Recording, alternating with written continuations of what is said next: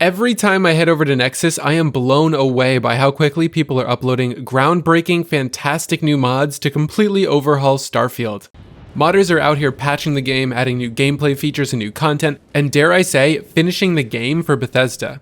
Between new mods that let you build your own space station or playing as the Doom guy, this has to be my favorite showcase I've made yet. So make sure to stick around until the end of the video so you don't miss any of the cool mods here, and trust me, there's a lot packed into this one. In this episode, we're taking a break from the Star Wars mods for once, and even though there have been some new ones come out like the Clone Trooper and TIE Fighter pilot skins, which don't worry, I will link those in the description, some other franchises are finally getting some love, and guys, it's just the beginning. Keep in mind, Starfield has only been out 2 months.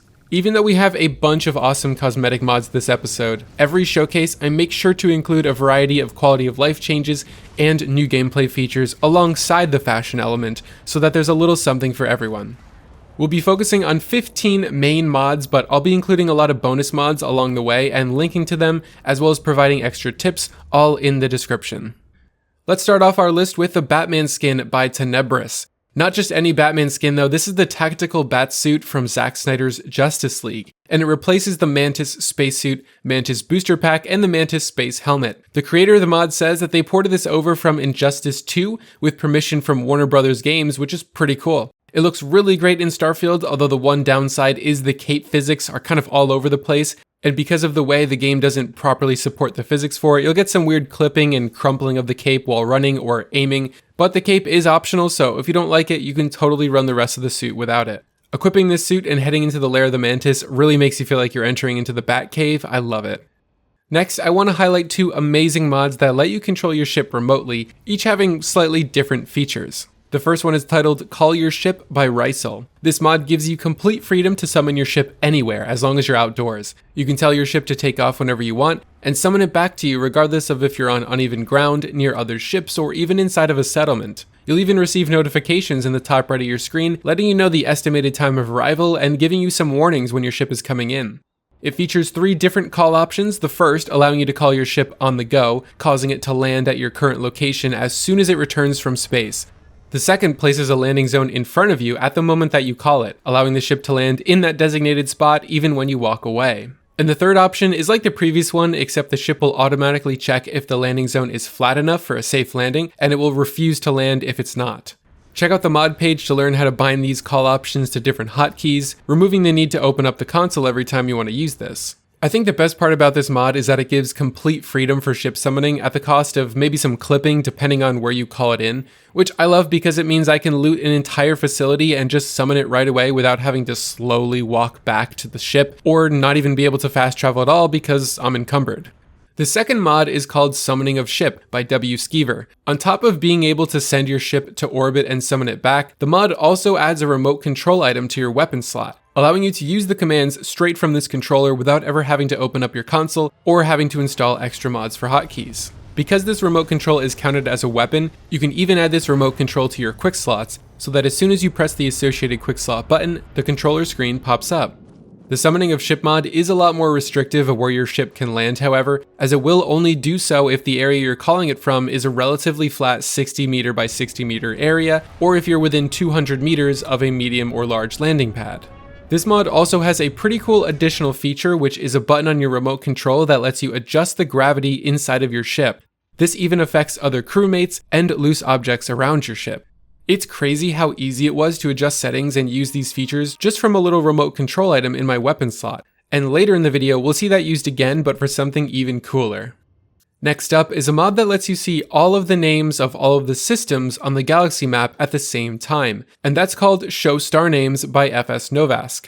Because of how much time I spend just going to different planets and moons, this is incredibly helpful, and the mod even comes with hotkeys to toggle this on and off if you want to hide the star names at any point. There's even a hotkey for colorizing the star names according to their level, which is great if you want to look for lower level systems to settle in or explore. Seeing all of the star names at once is also nice if you're trying to track down collectibles or loot at a bunch of very specific locations.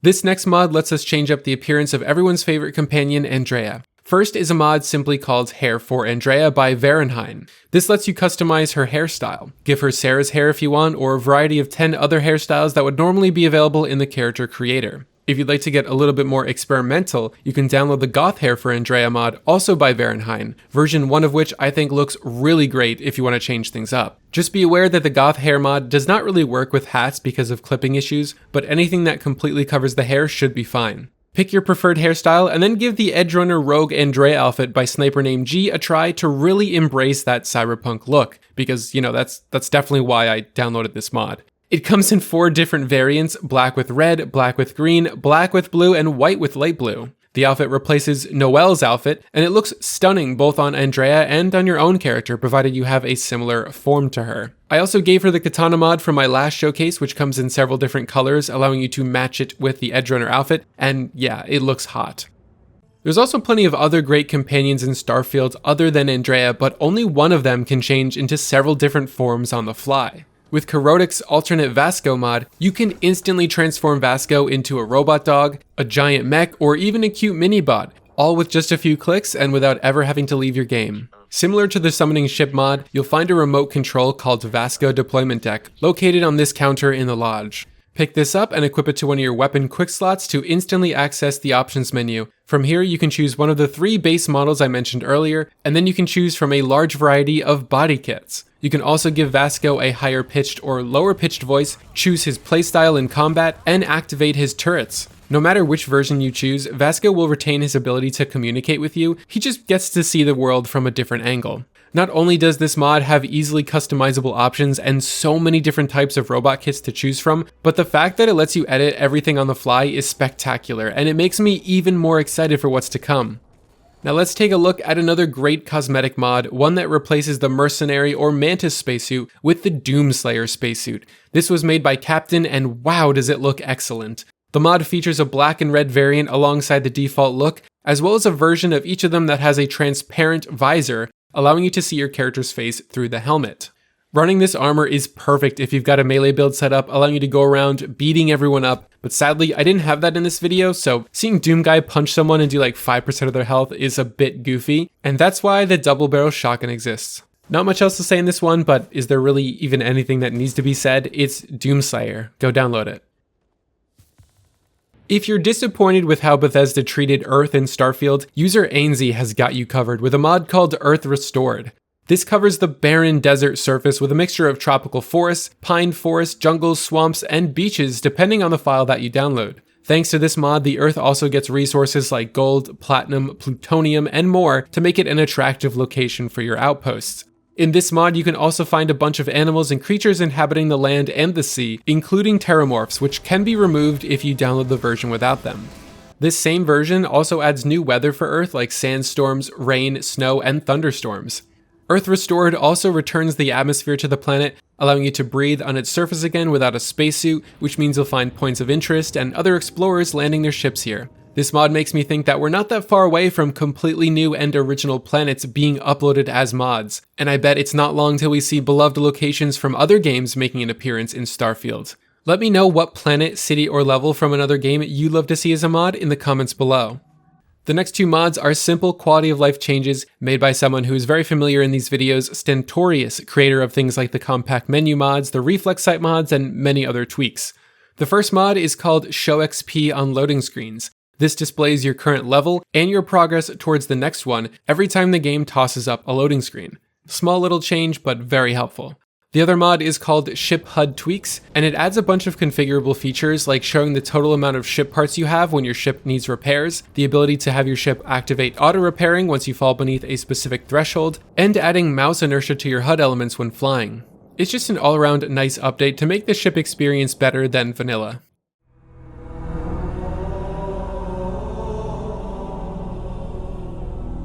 The Halo mods have arrived. Created by 𝐓𝐢𝐿𝐼, the Mjolnir Mark V armor makes its debut into Starfield with several different colors and a female and male variant. And thanks to a brand new modding tool, armor sets and outfits like this Halo armor can now be created as standalone items, no longer needing to rely on replacing existing armor sets. If you don't want to bother with the standalone version, you can still choose to replace the UC Marine or Mantis spacesuit with the Halo armor if you prefer. 𝐓𝐢𝐿𝐼 has also integrated the different skins into the armor workbench, so using the workbench lets you swap the colors of the armor, which is really cool. Don't mind the weird look of the helmet in the footage, I may have broken the mod right before recording this. If you're a fan of Halo mods, you should also check out Seasoning Senpai's Halo Assault Rifle, which replaces the Tombstone, and their Halo Magnum, which replaces the Aeon. They both look really good in-game. Ever wanted to build your own space station in Starfield? Well, thanks to 𝐓𝐢𝐻 the Collector, now you can, using the Space Stations for Outposts mod. I am blown away that this mod exists so early on in Starfield's life. I gotta show you how it works. The first thing you want to do is build an outpost on your planet or moon of choice, and then you can build a space station control pad.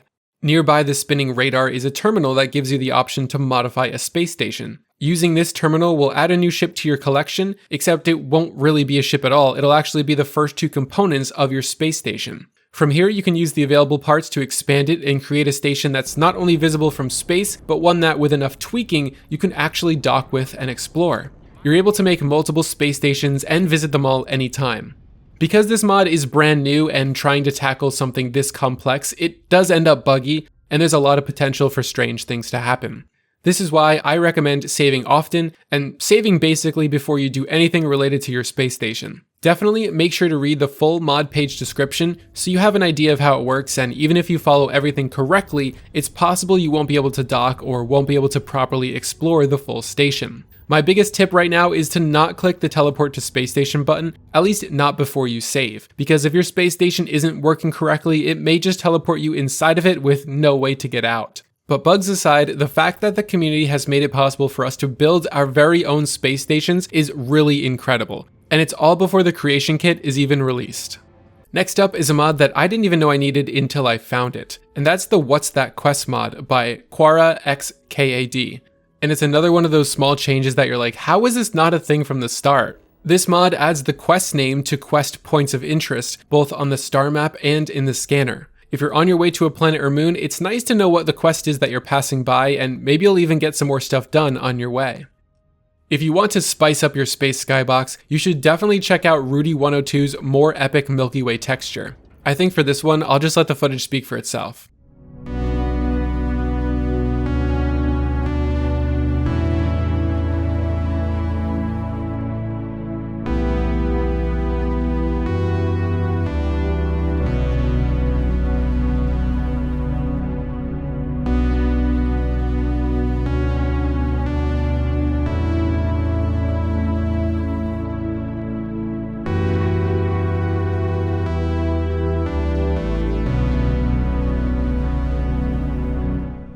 Now all that's missing is some 70s pop music and a giant space monster to fight. Our next mod is Ultimate Shipyards Unlocked by Just an Ordinary Guy. It unlocks all ship modules for every shipyard, including the shipbuilder platform that you can create at your own outpost. Anyone who's into shipbuilding in Starfield knows how much of a pain in the butt it is to travel to different settlements just to get all the parts you need, and even though the outpost shipbuilder has most of them, it never has all of them. This mod makes sure you'll be able to get everything at one spot, making your shipbuilding life 1,000 times easier. It also enables the ability to purchase M-class ship modules, letting you get really creative with your builds. Speaking of shipbuilding, you should definitely check out the mod Derretech by DerekM17X. This introduces a new ship manufacturer to the game, with Derretech's parts being accessible through the HopeTech Ship Technician, or if you have the previous mod installed as well, from anywhere. Derretech currently has a few brand new parts available: a ramp, a cockpit, 2 HUBs, and custom glass enclosed HUB spines. It's not much to start, I know, but I thought it was a cool addition that some of you might want to take advantage of. And last but not least, as a bonus, I have to give a shout out to the awesome Starfield community patch released late last month. With tons of fixes for bugs, errors, and inconsistencies, this patch just makes the game better for everyone. It's really great, but if you already have a ton of mods installed, it might break some of them, so just keep that in mind. And that does it for all the mods I wanted to showcase in this video. If you made it to the end, thank you so much for watching, because that helps me out more than anything. If you enjoyed this kind of content, then feel free to check out the outro to see my previous Starfield mod showcases.